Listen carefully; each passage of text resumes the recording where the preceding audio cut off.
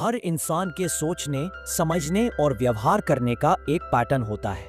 अगर हम इस पैटर्न को पहचानना सीख जाएं, तो किसी के भी इरादों, भावनाओं और फैसलों को समझना और पहले से ही अंदाजा लगाना आसान हो सकता है।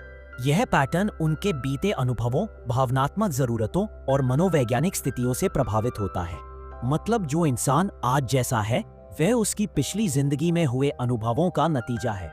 अगर हम किसी के व्यवहार को ध्यान से देखें और समझें कि वह क्यों ऐसा कर रहा है, तो हम उनके भविष्य के कदमों का अंदाजा भी लगा सकते हैं। मान लो आपका एक दोस्त हमेशा हर छोटी चीज पर जल्दी गुस्सा हो जाता है। आप नोटिस करते हो कि जब भी कोई उसकी गलती पर ध्यान दिलाता है, तो वह बचाव में आ जाता है और बहस करने लगता है। अगर आप उसकी पर्सनालिटी को समझने की कोशिश करें, तो हो सकता है कि उसका यह व्यवहार उसकी पुरानी जिंदगी से जुड़ा हो। शायद बचपन में उसे बहुत ज्यादा डांटा गया हो, या उसे ऐसा महसूस कराया गया हो कि वह कभी सही नहीं होता। इसलिए अब जब भी कोई उसकी गलती निकालता है, तो उसका दिमाग उसे बचाने के लिए तुरंत गुस्से से रिएक्ट करता है। अगर आपको यह पैटर्न समझ में आ जाए, तो आप पहले से ही जान सकते हो कि अगली बार जब भी उसे उसकी गलती बताई जाएगी, तो उसका रिएक्शन कैसा होगा। इसी तरह अगर आप किसी ऐसे इंसान को जानते हैं जो हर किसी की मदद करने के लिए हमेशा तैयार रहता है, भले ही उसे खुद परेशानी क्यों ना हो, तो इसका मतलब ये हो सकता है कि उसे अपनी वैल्यू दूसरों की खुशी में दिखती है। हो सकता है कि उसने अपने जीवन में ऐसा कुछ झेला हो जहां उसे प्यार और अपनापन तब मिला हो जब उसने दूसरों की जरूरतों को खुद से ज्यादा अहमियत दी हो। इसीलिए अब उसकी आदत बन गई है कि वह खुद को भूलकर भी दूसरों की मदद करे। अगर आप इस पैटर्न को पहचान लेंगे, तो आप ये समझ सकते हैं कि वह क्यों बार बार ऐसा कर रहा है, और यह भी जान सकते हैं कि आगे भी वह इसी तरह बर्ताव करेगा। लोगों के व्यवहार को समझने का एक और तरीका है उनके शब्दों और कार्यों के बीच के अंतर को देखना। कई बार लोग कुछ कहते हैं, लेकिन उनका असली इरादा कुछ और होता है। मान लो आपका कोई सहकर्मी हमेशा कहता है कि उसे दूसरों की राय से फर्क नहीं होता, लेकिन जब भी कोई उसकी आलोचना करता है, तो वह हफ्तों तक परेशान रहता है। इसका मतलब है कि उसके शब्द और उसके असली विचार मेल नहीं खाते। उसके कहने का मतलब है कि वह खुद को ऐसा दिखाना चाहता है जैसे उसे फर्क नहीं होता, लेकिन असल में उसे दूसरों की राय बहुत प्रभावित करती है। अगर आप इस पैटर्न को समझ जाएं, तो आप पहले से ही जान सकते हैं कि अगर उसे फिर से कोई आलोचना करेगा, तो वह फिर से परेशान हो जाएगा। लोगों के व्यवहार का विश्लेषण करते समय हमें यह भी देखना होता है कि वे अलग अलग परिस्थितियों में कैसे रिएक्ट करते हैं। उदाहरण के लिए, कोई इंसान जो अपने दोस्तों के साथ बहुत पॉपुलर होता है, मजाकिया और खुला हुआ लगता है, लेकिन काम के माहौल में बेहद शांत और गंभीर हो जाता है, तो इसका मतलब यह हो सकता है कि वह अपने माहौल के हिसाब से खुद को ढालने में बहुत अच्छा है। लेकिन अगर कोई इंसान हर जगह एक जैसा व्यवहार करता है, जैसे कि हर समय बहुत गंभीर रहता है या हर समय मजाक करता रहता है, तो इसका मतलब है कि उसका व्यवहार उसके अंदरूनी व्यक्तित्व से जुड़ा हुआ है, ना कि सिर्फ माहौल से। कई बार लोग दूसरों को प्रभावित करने के लिए एक नकली व्यक्तित्व अपनाते हैं, लेकिन अगर आप उनके व्यवहार को ध्यान से देखें, तो उनके असली व्यक्तित्व को पहचान सकते हैं। मान लीजिए कोई व्यक्ति हमेशा यह दिखाने की कोशिश करता है कि वह बहुत कॉन्फिडेंट है, लेकिन जब उसे कोई मुश्किल सवाल पूछ लिया जाए, तो वह असहज हो जाता है और बात बदलने की कोशिश करता है। इसका मतलब है कि उसका आत्मविश्वास दिखावटी हो सकता है। अगर आप इस तरह के पैटर्न्स को पहचानना सीख जाते हैं, तो आप जान सकते हैं कि कौन असली में कैसा है और कौन सिर्फ दिखावा कर रहा है। हमारे व्यवहार के पैटर्न हमारे मनोवैज्ञानिक जरूरतों से भी जुड़े होते हैं। कुछ लोगों को यह जरूरत महसूस होती है कि वे हमेशा सही साबित हो, इसलिए वे कभी अपनी गलती मानते ही नहीं। कुछ लोगों को हर समय अटेंशन चाहिए होता है, इसलिए वे बार बार कुछ ऐसा करते हैं जिससे लोग उनकी ओर ध्यान दें। कुछ लोगों को कंट्रोल पसंद होता है, इसलिए वे हर चीज पर अपना हुक्म चलाने की कोशिश करते हैं। अगर आप यह समझ ले कि किसी इंसान की कौन सी जरूरत सबसे ज्यादा अहम है, तो आप यह भी अंदाजा लगा सकते हैं कि वह किस तरह से व्यवहार करेगा। अब सोचो, अगर आप किसी ऐसे व्यक्ति को जानते हैं जो हमेशा ग्रुप में अपनी बातें सबसे पहले रखता है, तो ये उसकी ये ज़रूरत दिखाती है कि वो सबसे ज़्यादा ध्यान पाना चाहता है। अब अगर कोई और उसकी जगह ज़्यादा बोलने लगे, तो संभावना है कि वो खुद को असहज महसूस करेगा और किसी भी तरह से फिर से सबका ध्यान अपनी ओर खींचने की कोशिश करेगा। अगर आप इस पैटर्न को पहचान लेते हैं, तो आपको ये समझने में मुश्किल नहीं होगी कि वो भविष्य में कैसे रिएक्ट करेगा। व्यवहार पैटर्न को समझने का एक और तरीका है लोगों के फैसलों का विश्लेषण करना। जब भी कोई बड़ा फैसला लेता है, तो वो सिर्फ तात्कालिक स्थिति पर निर्भर नहीं करता, बल्कि उसके पिछले अनुभव, उसके डर और उसकी इच्छाएं भी इसमें बड़ी भूमिका निभाते हैं। मान लीजिए कोई व्यक्ति हर बार कोई नया अवसर मिलने पर भी उसे ठुकरा देता है, क्योंकि उसे लगता है कि उसमें फेल होने का खतरा है। हो सकता है कि उसका ये डर उसकी पुरानी जिंदगी से जुड़ा हो, जहां उसने कोई बड़ा रिस्क लिया हो और उसे नाकामी मिली हो। इसीलिए अब वो हर रिस्क से बचना चाहता है। अगर आपको हमारी फ्री समरी अच्छी लगती है, तो आप बुक अलाइस को सब्सक्राइब कर सकते हैं, हमारी मेंबरशिप खरीद सकते हैं या हमें यूपीआई के थ्रू सपोर्ट कर सकते हैं। अब समरी पर वापस चलते हैं। अगर आप इस तरह के पैटर्न को पहचान लेते हैं, तो आप पहले से अंदाजा लगा सकते हैं कि वह इंसान भविष्य में भी जोखिम लेने से बचेगा। इसी तरह अगर कोई व्यक्ति हमेशा हर मौके को तुरंत पकड़ लेता है और बिना सोचे समझे फैसले लेता है, तो यह भी एक पैटर्न हो सकता है। हो सकता है कि उसने अपनी जिंदगी में यह सीखा हो कि मौके को तुरंत पकड़ लेना ही सफलता की कुंजी है। इसलिए वह बिना ज्यादा सोचे समझे हमेशा नए अवसरों को अपनाने के लिए तैयार रहता है। लोगों के व्यवहार पैटर्न को समझने से न सिर्फ हमें उनके बारे में जानने में मदद मिलती है, बल्कि हम अपने रिश्तों को भी बेहतर बना सकते हैं। अगर आप अपने किसी दोस्त, पार्टनर या सहकर्मी के व्यवहार के पीछे के कारणों को समझ लेते हैं, तो आप उनके प्रति ज्यादा धैर्य रख सकते हैं और उनके साथ बेहतर तालमेल बना सकते हैं। आखिर में यह समझना जरूरी है कि कोई भी इंसान एक ही तरह का नहीं रहता। लोग समय के साथ बदलते हैं, लेकिन उनका बदलाव भी एक पैटर्न में ही होता है। अगर आप इस बदलाव के पैटर्न को भी पहचान लेते हैं, तो आप यह भी समझ सकते हैं कि कोई व्यक्ति अपने जीवन में किस दिशा में बढ़ रहा है और उसका अगला कदम क्या हो सकता है। तो अगर आप लोगों को बेहतर तरीके से समझना चाहते हैं, तो सिर्फ उनके शब्दों पर मत जाइए, बल्कि उनके व्यवहार को ध्यान से देखिए। उनके पिछले अनुभवों, उनकी इच्छाओं, उनके डर और उनकी जरूरतों को समझिए। जब आप यह कर लेंगे, तो आप ना सिर्फ लोगों को पढ़ना सीख जाएंगे, बल्कि उनके भविष्य के फैसलों का भी अंदाजा लगाने में माहिर हो जाएंगे। हम में से ज्यादातर लोग यह मानते हैं कि किसी को समझने के लिए हमें सिर्फ उनकी बातों पर ध्यान देना चाहिए, लेकिन सच्चाई यह है कि शब्दों से ज्यादा ताकत इंसान की बॉडी लैंग्वेज और चेहरे के हाव भाव में होती है। कई बार लोग कुछ कहते हैं, लेकिन उनका असली मतलब उनके हाव भाव से झलकता है। अगर हम किसी की बॉडी लैंग्वेज और चेहरे के एक्सप्रेशन को ऑब्जर्व करेंगे, सही तरीके से पढ़ना सीख जाएं, तो हम उनकी असली भावनाओं को समझ सकते हैं, भले ही वे कुछ और कह रहे हों। मान लीजिए आप अपने दोस्त से पूछते हैं कि क्या वह ठीक है, और वह जवाब देता है, हाँ मैं ठीक हूं। लेकिन अगर उसकी आवाज कुछ धीमी हो, आंखें कुछ नीचे झुकी हों और कंधे थोड़े ढीले पड़े हो, तो क्या इसका मतलब होगा कि वह सचमुच ठीक है? शायद नहीं। उसके शब्द कुछ और कह रहे हैं, लेकिन उसका शरीर कुछ और बता रहा है। यही कारण है कि सिर्फ शब्दों पर भरोसा करने के बजाय हमें लोगों के हाव भाव और बॉडी लैंग्वेज को भी ध्यान से देखना चाहिए। चेहरे के हाव भाव सबसे ज्यादा असरदार संकेत होते हैं, क्योंकि चेहरे पर इंसान की असली भावनाएं जल्दी आ जाती हैं। जब कोई खुश होता है, तो उसकी आंखें चमकती हैं, होठों पर हल्की मुस्कान होती है और चेहरा खुला खुला लगता है।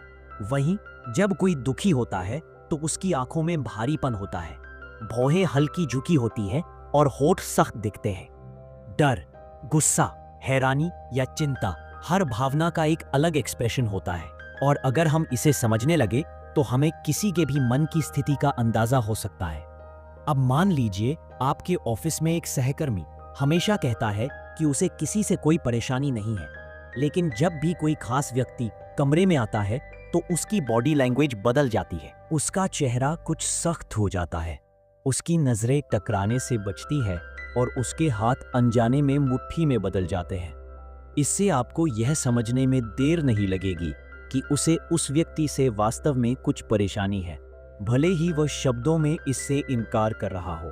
बॉडी लैंग्वेज के दूसरे संकेतों में इंसान की मुद्राएं और हाव भाव शामिल होते हैं। उदाहरण के लिए, जब कोई व्यक्ति किसी बात में दिलचस्पी ले रहा होता है तो उसका शरीर सामने की ओर झुका होता है, उसकी आंखें व्यक्ति या विषय की ओर केंद्रित रहती हैं और उसकी भौहें हल्की सी ऊपर उठी होती हैं। लेकिन अगर कोई बोर हो रहा हो तो उसकी पीठ पीछे झुक जाती है, आंखें इधर उधर घूमने लगती हैं और उसके हाथ शायद कहीं टिके रहते हैं, जिससे पता चलता है कि वह बस समय काट रहा है। अब सोचिए, अगर आप किसी से बात कर रहे हैं और वह लगातार अपने पैरों को हिला रहा है, अपनी घड़ी देख रहा है या बार बार फोन चेक कर रहा है, तो इसका क्या मतलब होगा? इसका सीधा संकेत यह हो सकता है कि वह व्यक्ति बेचैन है या बातचीत में ज्यादा दिलचस्पी नहीं ले रहा। इस तरह के छोटे छोटे संकेत हमें बता सकते हैं कि सामने वाला व्यक्ति वास्तव में क्या महसूस कर रहा है। कई बार लोग अपनी भावनाओं को छिपाने की कोशिश करते हैं, लेकिन उनके शरीर से कुछ ना कुछ संकेत निकल ही जाते हैं। उदाहरण के लिए, जब कोई झूठ बोलता है तो वह आमतौर पर आंखों से नजरें मिलाने से बचता है, बार बार अपनी नाक या चेहरे को छूता है या फिर उसकी आवाज में हल्का बदलाव आ जाता है। अगर आप इन संकेतों को पकड़ने लगे तो आप यह पहचान सकते हैं कि कब कोई सच बोल रहा है और कब नहीं। हालांकि यह समझना भी जरूरी है कि किसी एक संकेत को देखकर ही कोई नतीजा निकालना सही नहीं होगा। किसी की आंखें झुकी हुई हैं, इसका मतलब यह नहीं कि वह जरूर उदास है। हो सकता है कि वह सिर्फ थका हुआ हो। किसी ने अपनी बाहें मोड़ ली है, इसका मतलब यह नहीं कि वह आपसे नाराज है। हो सकता है कि उसे ठंड लग रही हो। इसलिए हमें हमेशा संदर्भ को भी ध्यान में रखना चाहिए। अगर कोई व्यक्ति बातचीत के दौरान लगातार रक्षात्मक मुद्रा में रहता है, तो हमें यह देखना होगा कि यह उसके स्वभाव का हिस्सा है या वह किसी खास परिस्थिति में ऐसा कर रहा है। इसके अलावा बॉडी लैंग्वेज को पढ़ते समय हमें अलग अलग संकेतों का समूह, क्लस्टर्स देखना चाहिए। सिर्फ एक संकेत को देखकर ही कोई नतीजा निकाल लेना सही नहीं होगा। उदाहरण के लिए, अगर कोई इंसान अपनी बाहें मोड़कर खड़ा है तो इसका यह मतलब नहीं कि वह रुखा या गुस्से में है। लेकिन अगर उसी के साथ उसकी बाहें तनी हुई है, होंठ थोड़े सख्त है और शरीर कुछ पीछे झुका हुआ है, तो यह संकेत मिलकर यह दिखा सकते हैं कि वह व्यक्ति वास्तव में किसी चीज से नाराज है या रक्षात्मक महसूस कर रहा है। अब एक और उदाहरण लेते हैं। मान लीजिए कोई व्यक्ति आपसे बात कर रहा है और बीच बीच में मुस्कुरा रहा है, लेकिन उसकी आंखों में वह खुशी नहीं झलक रही। उसकी मुस्कान सिर्फ उसके होठों तक सीमित है। आंखें कुछ थकी हुई दिख रही है और वह बार बार अपनी गर्दन को छू रहा है। इसका मतलब हो सकता है कि वह दिखावे के लिए मुस्कुरा रहा है, लेकिन अंदर से परेशान या असहज महसूस कर रहा है। लोगों को पढ़ने की यह कला सिर्फ व्यक्तिगत रिश्तों में ही नहीं, बल्कि पेशेवर जीवन में भी बहुत फायदेमंद होती है। मान लीजिए आप किसी मीटिंग में हैं और आपका बॉस कहता है कि उसे आपकी प्रोजेक्ट रिपोर्ट पसंद आई, लेकिन उसके चेहरे पर खुशी की जगह हल्की झुझुलाहट दिख रही है और उसके हाथ टेबल पर बेजान से पड़े हैं। इसका मतलब हो सकता है कि वह बस औपचारिकता निभा रहा है, लेकिन वास्तव में रिपोर्ट से संतुष्ट नहीं है। अगर आप इस संकेत को पकड़ लेते हैं तो आप समय रहते रिपोर्ट में सुधार कर सकते हैं और भविष्य में बेहतर प्रभाव छोड़ सकते हैं। बॉडी लैंग्वेज और चेहरे के हाव भाव को पढ़ने का एक और बड़ा फायदा यह है कि यह हमें किसी की ईमानदारी को परखने में मदद करता है। मान लीजिए कोई व्यक्ति आपको बता रहा है कि उसने कोई गलती नहीं की, लेकिन उसके बोलने के दौरान उसकी आवाज में हिचकिचाहट है, वह अपनी आंखें बार बार घुमा रहा है और उसके हाथों की उंगलियां आपस में मली जा रही हैं। यह संकेत बता सकते हैं कि वे पूरी तरह से सच नहीं बोल रहा। लैंग्वेज को पढ़ना एक कला है और यह धीरे धीरे अभ्यास करने से ही आता है। अगर आप रोजमर्रा की जिंदगी में लोगों के हाव भाव और चेहरे के एक्सप्रेशन पर ध्यान देने लगे, तो आपको धीरे धीरे ये समझ आने लगेगा कि कौन से संकेत क्या दर्शाते हैं। आखिर में ये समझना जरूरी है कि हर इंसान अलग होता है और किसी की बॉडी लैंग्वेज को पढ़ने का सबसे अच्छा तरीका ये है कि पहले उनकी सामान्य आदतों को नोटिस किया जाए। अगर कोई व्यक्ति आमतौर पर बहुत एनर्जेटिक रहता है लेकिन किसी दिन वह चुपचाप बैठा हुआ दिखे तो ये एक संकेत हो सकता है कि कुछ गलत है। इसी तरह कोई व्यक्ति जो हमेशा शांत रहता है अगर अचानक बहुत ज्यादा हाव भाव दिखाने लगे तो ये भी असामान्य हो सकता है। जब आप इन छोटी छोटी चीजों पर ध्यान देना शुरू कर देंगे तो आपको ये अंदाजा होने लगेगा कि लोग वास्तव में क्या महसूस कर रहे हैं, भले ही वे कुछ और कह रहे हो। इससे न सिर्फ आपकी समझने की क्षमता बढ़ेगी बल्कि आप दूसरों के साथ ज्यादा अच्छे और प्रभावी तरीके से संवाद भी कर पाएंगे। हर इंसान जो कुछ भी करता है उसके पीछे कोई ना कोई वजह होती है। कोई मेहनत करता है क्योंकि उसे सफलता चाहिए, कोई बचत करता है क्योंकि उसे भविष्य की चिंता होती है, कोई किसी की मदद करता है क्योंकि उसे खुशी मिलती है और कोई झूठ बोलता है क्योंकि वह किसी मुसीबत से बचना चाहता है। अगर हम यह समझ ले कि किसी इंसान को किस चीज से खुशी मिलती है और किस चीज से डर लगता है तो हम यह अंदाजा लगा सकते हैं कि वह आगे कैसे व्यवहार करेगा। असल में हर इंसान के दो बड़े मोटिवेशन ड्राइवर्स होते हैं, खुशी पाना और दर्द से बचना। यानी लोग वही करते हैं जो या तो उन्हें अच्छा महसूस कराए या फिर उन्हें किसी तकलीफ से बचाए। अगर आप किसी के व्यवहार को ध्यान से देखें तो आपको यह समझ में आने लगेगा कि वह किन चीजों की तरफ खींचता है और किन चीजों से दूर भागता है। यह समझना बहुत जरूरी है क्योंकि जब आप किसी की प्रेरणा को समझ लेते हैं तो आप यह भी अंदाजा लगा सकते हैं कि वह आगे कौन से फैसले लेगा। मान लीजिए आपके ऑफिस में दो सहकर्मी हैं। एक हमेशा ज्यादा मेहनत करता है, एक्स्ट्रा काम लेता है और अपनी हर गलती से सीखने की कोशिश करता है। दूसरा हमेशा कम से कम काम करना चाहता है, रिस्क लेने से बचता है और किसी नई जिम्मेदारी से दूर भागता है। इन दोनों के व्यवहार में बड़ा फर्क क्यों है? पहले वाले व्यक्ति को सफलता से खुशी मिलती है, शायद उसे प्रमोशन चाहिए या वह अपने काम से अपनी पहचान बनाना चाहता है।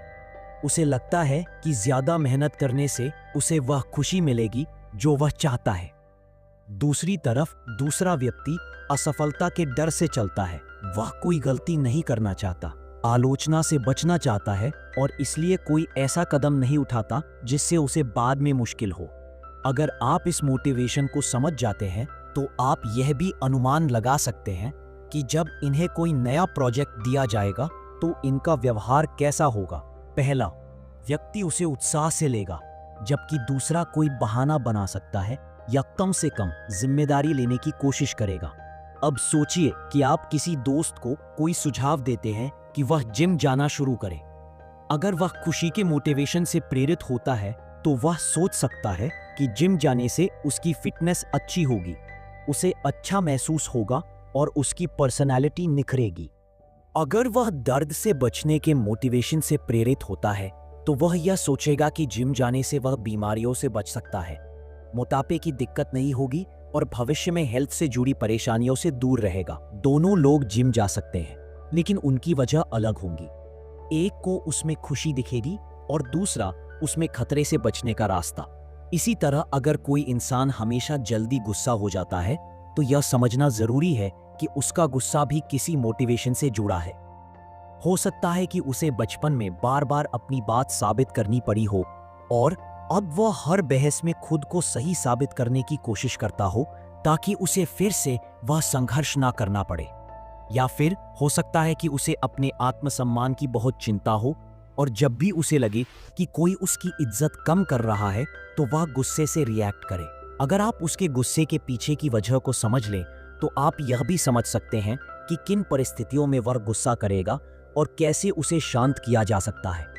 लोगों का डर भी उनके व्यवहार को प्रभावित करता है।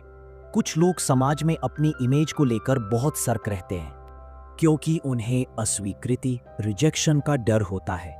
ऐसे लोग हमेशा यह सुनिश्चित करते हैं कि वे सही कपड़े पहने, सही शब्द बोले और किसी भी सामाजिक गलती से बचे।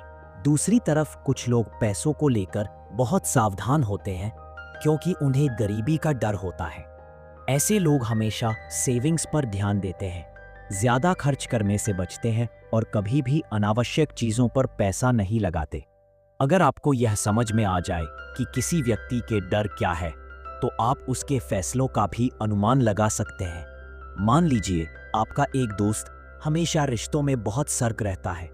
वह किसी पर जल्दी भरोसा नहीं करता, ज्यादा खुलता नहीं और किसी भी नए रिश्ते में जाने से पहले बहुत ज्यादा सोचता है।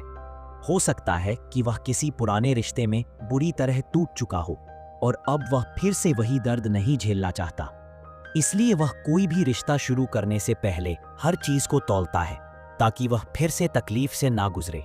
अगर आप यह समझ जाएं कि उसका व्यवहार दर्द से बचने के लिए है, तो आप यह भी समझ सकते हैं कि उसे भरोसा दिलाने के लिए क्या करना होगा। इसी तरह कुछ लोग दिखावे पर बहुत ध्यान देते हैं। वे हमेशा महंगी चीजें खरीदते हैं, सोशल मीडिया पर अपनी अच्छी तस्वीरें डालते हैं और अपनी सफलता को बढ़ा चढ़ा कर दिखाते हैं। अगर आप उनके मोटिवेशन को देखें तो इसमें भी खुशी और दर्द का खेल है। हो सकता है कि उन्हें तारीफ और पहचान से खुशी मिलती हो, इसलिए वे अपनी लाइफस्टाइल को इस तरह बनाते हैं कि लोग उनकी सराहना करें। या फिर हो सकता है कि उन्हें यह डर हो कि अगर वे साधारण दिखेंगे तो लोग उन्हें कम आंकेंगे। इस डर से बचने के लिए वे हमेशा अपने स्टेटस को ऊंचा दिखाने की कोशिश करते हैं। अब सोचिए, अगर आप किसी ग्राहक से डील कर रहे हैं तो क्या यह जानना जरूरी नहीं होगा कि वह किस चीज से प्रभावित होता है? अगर कोई ग्राहक उस चीज को खरीदता है जिससे उसे खुशी मिलेगी, तो आपको उसे यह बताना होगा कि आपका प्रोडक्ट उसकी लाइफ को कितना बेहतर बनाएगा। लेकिन अगर कोई ग्राहक सिर्फ नुकसान से बचना चाहता है, तो आपको उसे यह समझाना होगा कि अगर उसने यह प्रोडक्ट नहीं खरीदा तो उसे क्या नुकसान हो सकता है। बच्चों को ही देख लीजिए। जब कोई बच्चा पढ़ाई करता है तो वह या तो इस सोच से करता है कि अच्छे नंबर आएंगे और उसकी तारीफ होगी, या फिर इसलिए कि अगर वह फेल हो गया तो उसे सजा मिलेगी। यानी उसका मोटिवेशन या तो खुशी है या फिर दर्द से बचाव। अगर माता पिता यह समझ जाएं कि उनका बच्चा किस मोटिवेशन से ज्यादा प्रेरित होता है, तो वे उसे सही तरीके से पढ़ाई के लिए प्रेरित कर सकते हैं। हमारे फैसले भी इसी मोटिवेशन से चलते हैं। कोई व्यक्ति नई नौकरी इसलिए ले सकता है क्योंकि उसे उसमें ज्यादा पैसा मिलेगा, खुशी या फिर इसलिए क्योंकि वह अपनी पुरानी नौकरी से तंग आ चुका है, दर्द से बचाव। कोई व्यक्ति शादी इसलिए कर सकता है क्योंकि उसे एक साथी की जरूरत है, खुशी या फिर इसलिए क्योंकि वह अकेलेपन से डरता है, दर्द से बचाव। अगर आप यह समझ जाते हैं कि किसी का जीवन किस चीज से संचालित हो रहा है, खुशी की चाहत या दर्द से बचाव, तो आप उसके अगले कदमों का अनुमान लगा सकते हैं। आप यह देख सकते हैं कि वह किस स्थिति में कैसा व्यवहार करेगा, कौन से फैसले लेगा और किन चीजों से सबसे ज्यादा प्रभावित होगा। जब आप इस स्तर पर लोगों को समझने लगते हैं, तो आपकी खुद की संवाद और रिश्ते बनाने की क्षमता बहुत मजबूत हो जाती है। हर इंसान की ज़रूरतें अलग अलग होती हैं, लेकिन अगर ध्यान से देखें तो ये ज़रूरतें एक तय क्रम में चलती हैं। कुछ लोगों की सबसे बड़ी चिंता पैसा कमाना और अपनी बुनियादी ज़रूरतें पूरी करना होती है, जबकि कुछ लोग प्यार और रिश्तों में ज़्यादा दिलचस्पी लेते हैं। वहीं कुछ लोग अपने करियर, पहचान और आत्मसम्मान को सबसे ऊपर रखते हैं। ये समझना कि कोई व्यक्ति किस स्तर पर है, हमें ये जानने में मदद करता है कि वह किन चीजों से सबसे ज्यादा प्रेरित होगा और उसका व्यवहार कैसा रहेगा। मनोवैज्ञानिक अब्राहम मास्लो ने इसे बेहतर तरीके से समझाने के लिए जरूरतों का एक क्रम बनाया, जिसे मस्लोज हायरार्की ऑफ नीड्स कहा जाता है। इसमें इंसान की जरूरतों को 5 स्तरों में बांटा गया है। सबसे नीचे की जरूरतें सबसे बुनियादी है, और जैसे जैसे कोई व्यक्ति इन जरूरतों को पूरा करता जाता है, वह अगले स्तर की ओर बढ़ता है। अगर आप यह पहचान लेते हैं कि कोई व्यक्ति इस सीढ़ी पर कहां खड़ा है, तो आप यह भी समझ सकते हैं कि वह किस चीज से सबसे ज्यादा प्रभावित होगा और भविष्य में कैसे निर्णय लेगा। सबसे पहला स्तर शारीरिक जरूरतों का होता है। इसमें खाना, पानी, नींद और बुनियादी आराम जैसी चीजें आती हैं। अगर किसी व्यक्ति की ये बुनियादी जरूरतें पूरी नहीं हो रही हैं, तो उसका पूरा ध्यान इन्हीं चीजों पर रहेगा। उदाहरण के लिए, अगर कोई व्यक्ति बेरोजगार है और उसके पास पैसे नहीं हैं, तो उसकी सबसे बड़ी चिंता ये होगी कि वह अपनी रोजमर्रा की जरूरतों को कैसे पूरा करे। उसे इस समय रिश्तों या आत्मसम्मान जैसी चीजों की फिक्र नहीं होगी, क्योंकि उसका दिमाग पहले ये सुनिश्चित करेगा कि वह जीवित रह सके। अब सोचिए, अगर कोई इंसान खाने के लिए संघर्ष कर रहा है और आप उससे ये कहें कि उसे अपने आत्म विकास पर ध्यान देना चाहिए, तो क्या वह इसे गंभीरता से लेगा? शायद नहीं, क्योंकि उसकी प्राथमिकता अभी सिर्फ अपने पेट की भूख मिटाना है। यही कारण है कि जब हम किसी से बात करते हैं तो हमें पहले ये देखना चाहिए कि उसकी ज़रूरतें किस स्तर की है। अगर कोई इंसान बुनियादी ज़रूरतों को पूरा करने में लगा हुआ है, तो उसे किसी बड़ी प्रेरणा की बात करने से पहले उसकी मौजूदा स्थिति को समझना ज़रूरी है। दूसरा स्तर सुरक्षा की ज़रूरतों का है। इसमें नौकरी की स्थिरता, घर, सेहत और भविष्य की सुरक्षा जैसी चीज़ें आती हैं। अगर किसी व्यक्ति की शारीरिक ज़रूरतें पूरी हो गई हैं, तो अब वो अपनी ज़िंदगी में स्थिरता चाहता है। उदाहरण के लिए, अगर कोई व्यक्ति नौकरी कर रहा है लेकिन उसे हर समय नौकरी जाने का डर बना रहता है, तो उसकी चिंता पैसे से आगे बढ़कर सुरक्षा की हो जाती है। वह ऐसे फैसले लेगा जो उसे ज़्यादा स्थिरता और सुरक्षा दे। खुशी नहीं झलक रही, उसकी मुस्कान सिर्फ उसके होठों तक सीमित है।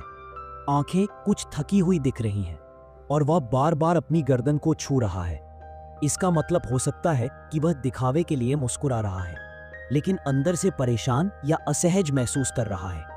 लोगों को पढ़ने की यह कला सिर्फ व्यक्तिगत रिश्तों में ही नहीं, बल्कि पेशेवर जीवन में भी बहुत फायदेमंद होती है। मान लीजिए आप किसी मीटिंग में हैं और आपका बॉस कहता है कि उसे आपकी प्रोजेक्ट रिपोर्ट पसंद आई, लेकिन उसके चेहरे पर खुशी की जगह हल्की जुलाहट दिख रही है और उसके हाथ टेबल पर बेजान से पड़े हैं। इसका मतलब हो सकता है कि वह बस औपचारिकता निभा रहा है, लेकिन वास्तव में रिपोर्ट से संतुष्ट नहीं रहे। अगर आप इस संकेत को पकड़ लेते हैं, तो आप समय रहते रिपोर्ट में सुधार कर सकते हैं और भविष्य में बेहतर प्रभाव छोड़ सकते हैं। बॉडी लैंग्वेज और चेहरे के हाव भाव को पढ़ने का एक और बड़ा फायदा ये है कि ये हमें किसी की ईमानदारी को परखने में मदद करता है। मान लीजिए कोई व्यक्ति आपको बता रहा है कि उसने कोई गलती नहीं की, लेकिन उसके बोलने के दौरान उसकी आवाज में हिचकिचाहट है, वह अपनी आंखें बार बार घुमा रहा है और उसके हाथों की उंगलियां आपस में मली जा रही हैं। ये संकेत बता सकते हैं कि वह पूरी तरह से सच नहीं बोल रहा। लैंग्वेज को पढ़ना एक कला है और ये धीरे धीरे अभ्यास करने से ही आता है।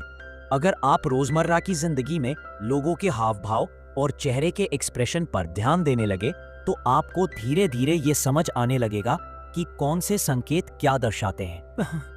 आखिर में यह समझना जरूरी है कि हर इंसान अलग होता है और किसी की बॉडी लैंग्वेज को पढ़ने का सबसे अच्छा तरीका यह है कि पहले उनकी सामान्य आदतों को नोटिस किया जाए। अगर कोई व्यक्ति आमतौर पर बहुत एनर्जेटिक रहता है, लेकिन किसी दिन वह चुपचाप बैठा हुआ दिखे, तो यह एक संकेत हो सकता है कि कुछ गलत है।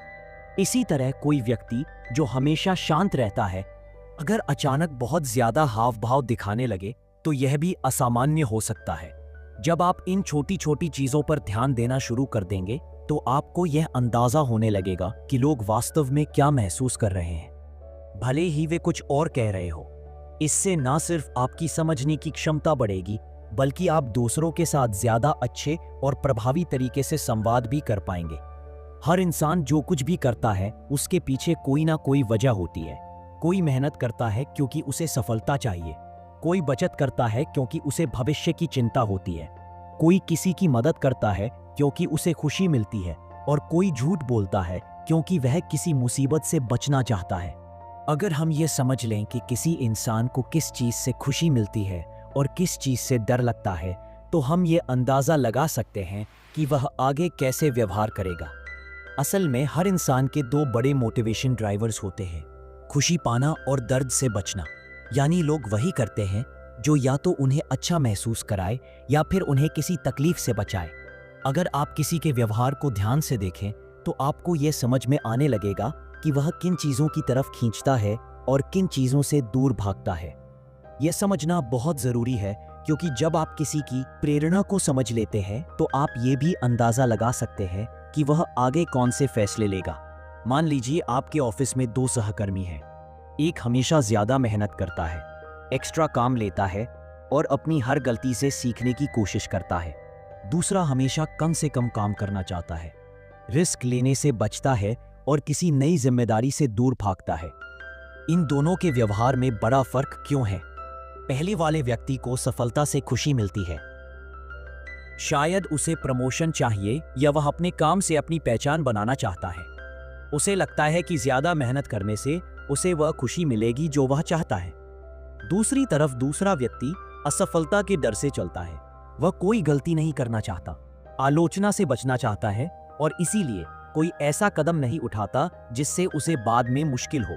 अगर आप इस मोटिवेशन को समझ जाते हैं तो आप यह भी अनुमान लगा सकते हैं कि जब इन्हें कोई नया प्रोजेक्ट दिया जाएगा तो इनका व्यवहार कैसा होगा।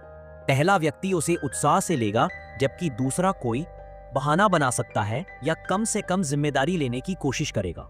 अब सोचिए कि आप किसी दोस्त को कोई सुझाव देते हैं कि वह जिम जाना शुरू करे। अगर वह खुशी के मोटिवेशन से प्रेरित होता है तो वह सोच सकता है कि जिम जाने से उसकी फिटनेस अच्छी होगी, उसे अच्छा महसूस होगा और उसकी पर्सनैलिटी निखरेगी। अगर वह दर्द से बचने के मोटिवेशन से प्रेरित होता है तो वह यह सोचेगा कि जिम जाने से वह बीमारियों से बच सकता है, मोटापे की दिक्कत नहीं होगी और भविष्य में हेल्थ से जुड़ी परेशानियों से दूर रहेगा।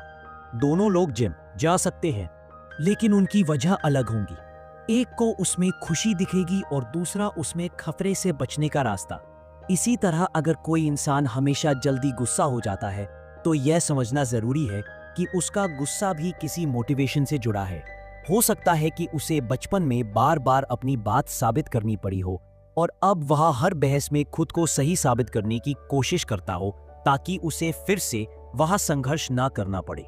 या फिर हो सकता है कि उसे अपने आत्मसम्मान की बहुत चिंता हो और जब भी उसे लगे कि कोई उसकी इज्जत कम कर रहा है तो वह गुस्से से रिएक्ट करे। अगर आप उसके गुस्से के पीछे की वजह को समझ लें तो आप यह भी समझ सकते हैं कि किन परिस्थितियों में वह गुस्सा करेगा और कैसे उसे शांत किया जा सकता है।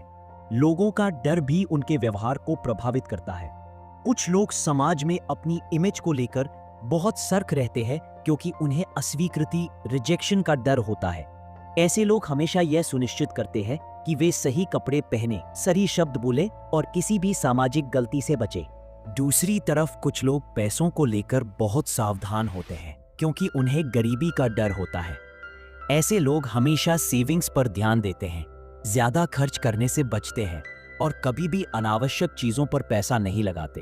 अगर आपको ये समझ में आ जाए कि किसी व्यक्ति के डर क्या है तो आप उसके फैसलों का भी अनुमान लगा सकते हैं। मान लीजिए आपका एक दोस्त हमेशा रिश्तों में बहुत सतर्क रहता है। वह किसी पर जल्दी भरोसा नहीं करता, ज्यादा खुलता नहीं और किसी भी नए रिश्ते में जाने से पहले बहुत ज्यादा सोचता है। हो सकता है कि वह किसी पुराने रिश्ते में बुरी तरह टूट चुका हो और अब वह फिर से वही दर्द नहीं झेलना चाहता। इसलिए वह कोई भी रिश्ता शुरू करने से पहले हर चीज को तौलता है ताकि वह फिर से तकलीफ से ना गुजरे। अगर आप यह समझ जाए कि उसका व्यवहार दर्द से बचने के लिए है तो आप यह भी समझ सकते हैं कि उसे भरोसा दिलाने के लिए क्या करना होगा। इसी तरह कुछ लोग दिखावे पर बहुत ध्यान देते हैं। वे हमेशा महंगी चीजें खरीदते हैं, सोशल मीडिया पर अपनी अच्छी तस्वीरें डालते हैं और अपनी सफलता को बढ़ा चढ़ाकर दिखाते हैं। अगर आप उनके मोटिवेशन को देखें तो इसमें भी खुशी और दर्द का खेल है। हो सकता है कि उन्हें तारीफ और पहचान से खुशी मिलती हो, इसलिए वे अपनी लाइफस्टाइल को इस तरह बनाते हैं कि लोग उनकी सराहना करें। या फिर हो सकता है कि उन्हें यह डर हो कि अगर वे साधारण दिखेंगे तो लोग उन्हें कम आंकेंगे। इस डर से बचने के लिए वे हमेशा अपने स्टेटस को ऊंचा दिखाने की कोशिश करते हैं। अब सोचिए, अगर आप किसी ग्राहक से डील कर रहे हैं तो क्या यह जानना जरूरी नहीं होगा कि वो किस चीज से प्रभावित होता है? अगर कोई ग्राहक उस चीज को खरीदता है जिससे उसे खुशी मिलेगी तो आपको उसे यह बताना होगा कि आपका प्रोडक्ट उसकी लाइफ को कितना बेहतर बनाएगा। लेकिन अगर कोई ग्राहक सिर्फ नुकसान से बचना चाहता है तो आपको उसे यह समझाना होगा कि अगर उसने यह प्रोडक्ट नहीं खरीदा तो उसे क्या नुकसान हो सकता है। बच्चों को ही देख लीजिए, जब कोई बच्चा पढ़ाई करता है तो वह या तो इस सोच से करता है कि अच्छे नंबर आएंगे और उसकी तारीफ होगी, या फिर इसलिए कि अगर वह फेल हो गया तो उसे सजा मिलेगी। यानी उसका मोटिवेशन या तो खुशी है या फिर दर्द से बचाव। अगर माता पिता ये समझ जाओ कि उनका बच्चा किस मोटिवेशन से ज्यादा प्रेरित होता है तो वे उसे सही तरीके से पढ़ाई के लिए प्रेरित कर सकते हैं। हमारे फैसले भी इसी मोटिवेशन से चलते हैं। कोई व्यक्ति नई नौकरी इसलिए ले सकता है क्योंकि उसे उसमें ज्यादा पैसा मिलेगा। खुशी या फिर इसलिए क्योंकि वो अपनी पुरानी नौकरी से तंग आ चुका है। दर्द से बचाव। कोई व्यक्ति शादी इसलिए कर सकता है क्योंकि उसे एक साथी की जरूरत है। खुशी या फिर इसलिए क्योंकि वह अकेलेपन से डरता है। दर्द से बचाव। अगर आप ये समझ जाते हैं कि किसी का जीवन किस चीज से संचालित हो रहा है, खुशी की चाहत या दर्द से बचाव, तो आप उसके अगले कदमों का अनुमान लगा सकते हैं। आप ये देख सकते हैं कि वह किस स्थिति में कैसा व्यवहार करेगा, कौन से फैसले लेगा और किन चीजों से सबसे ज्यादा प्रभावित होगा। जब आप इस स्तर पर लोगों को समझने लगते हैं तो आपकी खुद की संवाद और रिश्ते बनाने की क्षमता बहुत मजबूत हो जाती है। हर इंसान की जरूरतें अलग अलग होती हैं, लेकिन अगर ध्यान से देखें तो ये जरूरतें एक तय क्रम में चलती हैं। कुछ लोगों की सबसे बड़ी चिंता पैसा कमाना और अपनी बुनियादी जरूरतें पूरी करना होती है, जबकि कुछ लोग प्यार और रिश्तों में ज्यादा दिलचस्पी लेते हैं। वहीं कुछ लोग अपने करियर, पहचान और आत्मसम्मान को सबसे ऊपर रखते हैं। यह समझना कि कोई व्यक्ति किस स्तर पर है हमें यह जानने में मदद करता है कि वह किन चीजों से सबसे ज्यादा प्रेरित होगा और उसका व्यवहार कैसा रहेगा। मनोवैज्ञानिक अब्राहम मास्लो ने इसे बेहतर तरीके से समझाने के लिए जरूरतों का एक क्रम बनाया जिसे मास्लोज हायरार्की ऑफ नीड्स कहा जाता है। इसमें इंसान की जरूरतों को 5 स्तरों में बांटा गया है। सबसे नीचे की जरूरतें सबसे बुनियादी हैं और जैसे जैसे कोई व्यक्ति इन जरूरतों को पूरा करता जाता है वह अगले स्तर की ओर बढ़ता है। अगर आप यह पहचान लेते हैं कि कोई व्यक्ति इस सीढ़ी पर कहाँ खड़ा है तो आप यह भी समझ सकते हैं कि वह किस चीज से सबसे ज्यादा प्रभावित होगा और भविष्य में कैसे निर्णय लेगा। सबसे पहला स्तर शारीरिक जरूरतों का होता है। इसमें खाना, पानी, नींद और बुनियादी आराम जैसी चीजें आती है।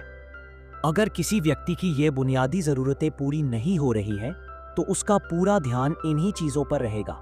उदाहरण के लिए, अगर कोई व्यक्ति बेरोजगार है और उसके पास पैसे नहीं है तो उसकी सबसे बड़ी चिंता ये होगी कि वह अपनी रोजमर्रा की जरूरतों को कैसे पूरा करे। उसे इस समय रिश्तों या आत्मसम्मान जैसी चीजों की फिक्र नहीं होगी, क्योंकि उसका दिमाग पहले यह सुनिश्चित करेगा कि वह जीवित रह सके। अब सोचिए, अगर कोई इंसान खाने के लिए संघर्ष कर रहा है और आप उससे ये कहें कि उसे अपने आत्मविकास पर ध्यान देना चाहिए, तो क्या वह इसे गंभीरता से लेगा? शायद नहीं, क्योंकि उसकी प्राथमिकता अभी सिर्फ अपने पेट की भूख मिटाना है। यही कारण है कि जब हम किसी से बात करते हैं तो हमें पहले ये देखना चाहिए कि उसकी ज़रूरतें किस स्तर की है। अगर कोई इंसान बुनियादी ज़रूरतों को पूरा करने में लगा हुआ है तो उसे किसी बड़ी प्रेरणा की बात करने से पहले उसकी मौजूदा स्थिति को समझना ज़रूरी है। दूसरा स्तर सुरक्षा की ज़रूरतों का है। इसमें नौकरी की स्थिरता, घर, सेहत और भविष्य की सुरक्षा जैसी चीजें आती हैं। अगर किसी व्यक्ति की शारीरिक जरूरतें पूरी हो गई हैं तो अब वह अपनी जिंदगी में स्थिरता चाहता है। उदाहरण के लिए, अगर कोई व्यक्ति नौकरी कर रहा है लेकिन उसे हर समय नौकरी जाने का डर बना रहता है तो उसकी चिंता पैसे से आगे बढ़कर सुरक्षा की हो जाती है। वह ऐसे फैसले लेगा जो उसे ज्यादा स्थिरता और सुरक्षा दे, भले ही वह ज्यादा बड़े अवसरों को ना अपनाए। अब अगर आप किसी ऐसे व्यक्ति को देखते हैं जो बहुत सुरक्षित महसूस करता है तो आप नोटिस करेंगे कि वह रिस्क लेने में ज्यादा सहज होगा। लेकिन अगर कोई व्यक्ति हर समय डर में जी रहा है, जैसे कि उसे लगता है कि उसकी नौकरी कभी भी जा सकती है या उसका घर सुरक्षित नहीं है, तो उसका व्यवहार अलग होगा। वह अपने फैसलों में सतर्कता रखेगा, बदलाव से बचेगा और किसी माहौल में जाएगा भी ऐसी चीज में दिलचस्पी नहीं लेगा जिससे उसकी स्थिरता को खतरा हो। तीसरा स्तर सामाजिक जरूरतों का है। जब कोई व्यक्ति अपनी बुनियादी और सुरक्षा की जरूरतें पूरी कर लेता है तो वह अब रिश्तों, दोस्ती और समाज से जुड़ाव की तलाश करता है। इसमें नौकरी की स्थिरता, घर, सेहत और भविष्य की सुरक्षा जैसी चीजें आती हैं। अगर किसी व्यक्ति की शारीरिक जरूरतें पूरी हो गई हैं तो अब वह अपनी जिंदगी में स्थिरता चाहता है। उदाहरण के लिए, अगर कोई व्यक्ति नौकरी कर रहा है लेकिन उसे हर समय नौकरी जाने का डर बना रहता है तो उसकी चिंता पैसे से आगे बढ़कर सुरक्षा की हो जाती है। वह ऐसे फैसले लेगा जो उसे ज्यादा स्थिरता और सुरक्षा दे, भले ही वह ज्यादा बड़े अवसरों को ना अपनाए। अब अगर आप किसी ऐसे व्यक्ति को देखते हैं जो बहुत सुरक्षित महसूस करता है तो आप नोटिस करेंगे कि वह रिस्क लेने में ज्यादा सहज होगा। लेकिन अगर कोई व्यक्ति हर समय डर में जी रहा है, जैसे कि उसे लगता है कि उसकी नौकरी कभी भी जा सकती है या उसका घर सुरक्षित नहीं है, तो उसका व्यवहार अलग होगा। वह अपने फैसलों में सतर्कता रखेगा, बदलाव से बचेगा और किसी माहौल में जाएगा भी ऐसी चीज में दिलचस्पी नहीं लेगा जिससे उसकी स्थिरता को खतरा हो। तीसरा स्तर सामाजिक जरूरतों का है। जब कोई व्यक्ति अपनी बुनियादी और सुरक्षा की जरूरतें पूरी कर लेता है, तो वह अब रिश्तों, दोस्ती और समाज से जुड़ाव की तलाश करता है। उसे यह महसूस होने लगता है कि सिर्फ पैसा और सुरक्षा ही काफी नहीं है, उसे किसी के साथ की भी जरूरत है। इसी स्तर पर लोग रिश्तों को ज्यादा महत्व देने लगते हैं और समाज में अपनी जगह बनाने की कोशिश करते हैं। सोचिए, अगर कोई व्यक्ति अकेला महसूस कर रहा है और आप उसे करियर में आगे बढ़ने की सलाह देते हैं, तो वह ज्यादा उत्साहित नहीं होगा। उसकी प्राथमिकता अभी करियर नहीं, बल्कि किसी के साथ का एहसास है। यही वजह है कि जब कोई इंसान इस स्तर पर होता है, तो उसकी प्राथमिकताएं उसके दोस्तों, परिवार और रिश्तों के इर्द गिर्द घूमने लगती हैं। अब अगर आप किसी ऐसे व्यक्ति को देखें जो हमेशा लोगों के साथ समय बिताना पसंद करता है, तो यह समझना आसान हो जाता है कि वह इस स्तर पर है। उसे अकेले रहना पसंद नहीं और उसकी ज़रूरतें उन चीज़ों से जुड़ी हैं जो उसे अपनापन महसूस कराती है। अगर वह इस स्तर की ज़रूरतों को पूरा नहीं कर पाता, तो वह उदास या असहज महसूस करने लगेगा। चौथा स्तर आत्मसम्मान की ज़रूरतों का है। जब कोई व्यक्ति रिश्तों और सामाजिक जुड़ाव से संतुष्ट हो जाता है, तो अब उसे पहचान और सम्मान की ज़रूरत महसूस होने लगती है। उसे अब यह चाहिए कि लोग उसकी सराहना करें, उसकी सफलता को स्वीकार करें और उसे एक महत्वपूर्ण व्यक्ति के रूप में देखें। यही कारण है कि कुछ लोग सोशल मीडिया पर अपनी उपलब्धियां दिखाने में दिलचस्पी लेते हैं, क्योंकि उन्हें इससे सम्मान और पहचान मिलती है। इसी स्तर पर लोग ज्यादा मेहनत करके अपने करियर में आगे बढ़ते हैं, नए कौशल सीखते हैं और अपनी काबिलियत साबित करने की कोशिश करते हैं। अगर कोई व्यक्ति इस स्तर पर है, तो उसे प्रेरित करने का सबसे अच्छा तरीका यही होगा कि उसे यह एहसास दिलाया जाए कि वह मूल्यवान है और उसकी उपलब्धियों को सराहा जाता है। अगर आप किसी ऐसे व्यक्ति को देखें जो हमेशा अपने काम की तारीफ चाहता है, तो इसका मतलब यह हो सकता है कि वह आत्मसम्मान की जरूरत के स्तर पर है। वह यह सुनना चाहता है कि उसने अच्छा किया, क्योंकि यही उसकी प्रेरणा है। आखिरी और सबसे ऊंचा स्तर आत्म साक्षात्कार, सेल्फ एक्चुअलाइजेशन का होता है। जब कोई व्यक्ति अपने जीवन में सम्मान और पहचान पा लेता है, तो अब वह खुद को और बेहतर बनाने की कोशिश करने लगता है। वह सिर्फ पैसे, रिश्तों या पहचान के पीछे नहीं भागता, बल्कि अपने जीवन को किसी बड़े उद्देश्य के लिए जीने की कोशिश करता है। ऐसे लोग अपनी क्षमताओं को पूरी तरह से इस्तेमाल करना चाहते हैं और समाज में कुछ नया योगदान देना चाहते हैं। वे कला, विज्ञान, नवाचार, समाज सेवा और आत्मविकास जैसी चीजों में रुचि लेने लगते हैं। अब सोचिए, अगर कोई व्यक्ति इस स्तर पर है और आप उससे सिर्फ पैसे कमाने की बात करते हैं, तो उसे यह ज्यादा प्रेरित नहीं करेगा, क्योंकि उसकी प्राथमिकताएं अब अलग हो चुकी है। वह सिर्फ खुद की भलाई के बारे में नहीं, बल्कि समाज और दुनिया के बारे में सोचने लगा है। अगर आप ये समझ जाते हैं कि कोई व्यक्ति मास्लो की इस जरूरतों की सीढ़ी पर कहाँ खड़ा है, तो आप यह अंदाजा लगा सकते हैं कि वह किन चीजों से सबसे ज्यादा प्रभावित होगा। किसी की जरूरतें अगर बुनियादी है, तो उसे सुरक्षा और स्थिरता चाहिए। अगर वह रिश्तों की तलाश में है, तो उसे अपनापन चाहिए। अगर वह पहचान चाहता है, तो उसे सराहना चाहिए। और अगर वह आत्म साक्षात्कार के स्तर पर है, तो उसे कुछ ऐसा चाहिए जो उसके जीवन को एक गहरे उद्देश्य से जोड़ सके। जब आप इस मॉडल को अपने रोजमर्रा के जीवन में इस्तेमाल करने लगते हैं, तो आपको लोगों को समझने में आसानी होती है। आप ये जान पाते हैं कि कौन किस चीज से प्रेरित होगा, कौन किस तरह के फैसले लेगा और किसे किस तरीके से प्रेरित किया जा सकता है। इससे ना सिर्फ आपके रिश्ते मजबूत होते हैं, बल्कि आप लोगों के साथ ज्यादा गहरी समझ भी बना पाते हैं। हर इंसान के भीतर एक अहंकार, ईगो होता है, जो उसे खुद को अच्छा महसूस कराने और आत्मसम्मान को बनाए रखने में मदद करता है। जब भी कोई चीज हमारे आत्मसम्मान को चोट पहुंचाती है या हमें असुरक्षित महसूस कराती है, तो हमारा दिमाग हमें उस तकलीफ से बचाने के लिए कुछ तरीके अपनाने लगता है। ये तरीके डिफेंस मैकेनिज्म्स कहलाते हैं। ये हमें मानसिक और भावनात्मक रूप से सुरक्षित रखने की कोशिश करते हैं, लेकिन कई बार हम खुद भी नहीं समझ पाते कि हम इनका इस्तेमाल कर रहे हैं। अगर हम ये पहचान सके कि कोई व्यक्ति किस तरह अपने अहंकार की रक्षा कर रहा है, तो हम उसकी असली भावनाओं और डर को समझ सकते हैं। सोचिए, अगर कोई व्यक्ति बार बार अपनी गलतियों को नजरअंदाज करता है और हमेशा दूसरों को दोष देता है, तो इसका क्या मतलब है? हो सकता है कि वह अपनी गलतियों को स्वीकार करने से बच रहा हो, क्योंकि इससे उसका आत्मसम्मान चोटिल हो सकता है। वह यह सोच भी नहीं सकता कि वह गलती कर सकता है, इसलिए उसका दिमाग उसे एक आसान रास्ता दिखाता है दूसरों को दोष देने का।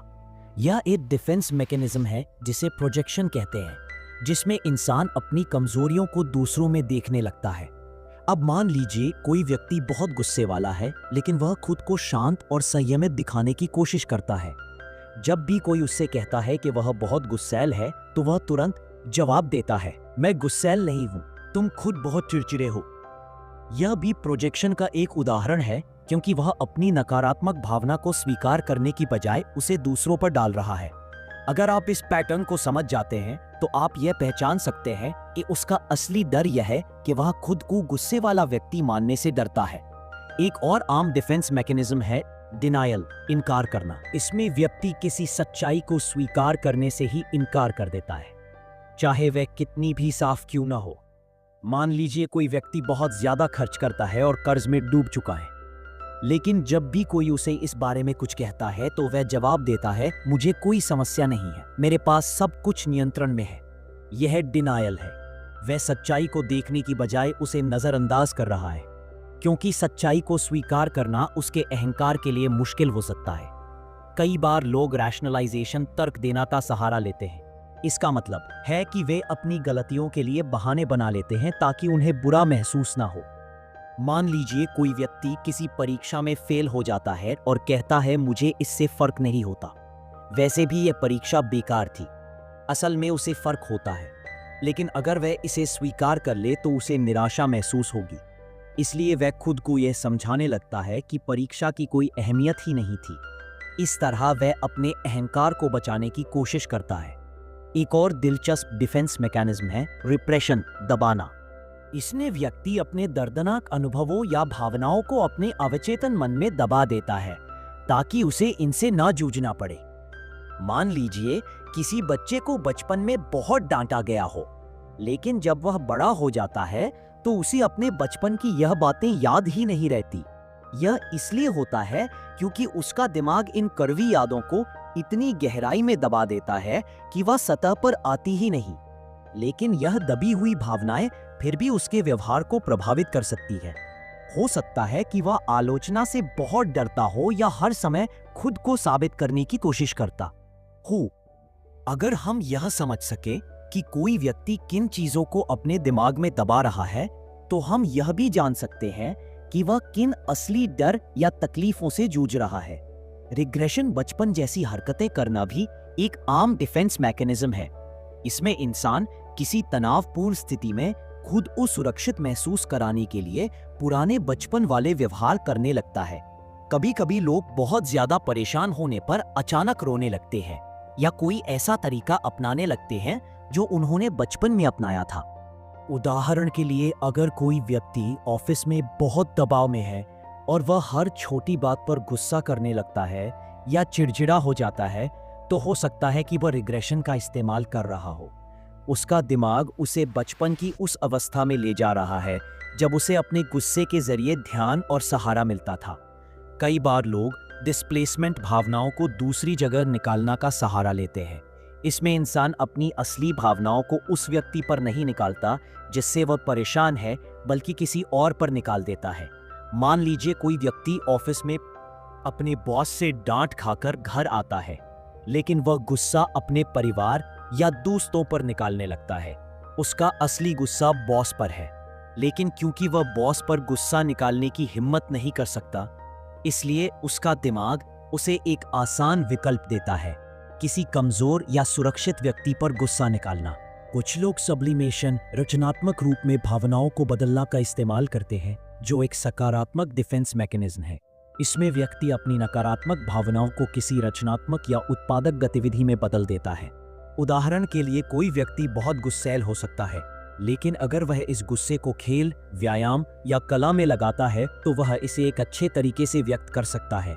कई कलाकार, लेखक और खिलाड़ी अपनी भावनाओं को रचनात्मक कार्यों में बदलकर इस मैकेनिज्म का इस्तेमाल करते हैं। तो फ्रेंड्स, यह थी हमारी आज की बुक समरी। यह तो सिर्फ एक झलक थी। इंसानी दिमाग और व्यवहार के रहस्यों को पूरी तरह जानने के लिए इस किताब को आज ही अमेज़न से खरीदें। लिंक नीचे डिस्क्रिप्शन और पहले कमेंट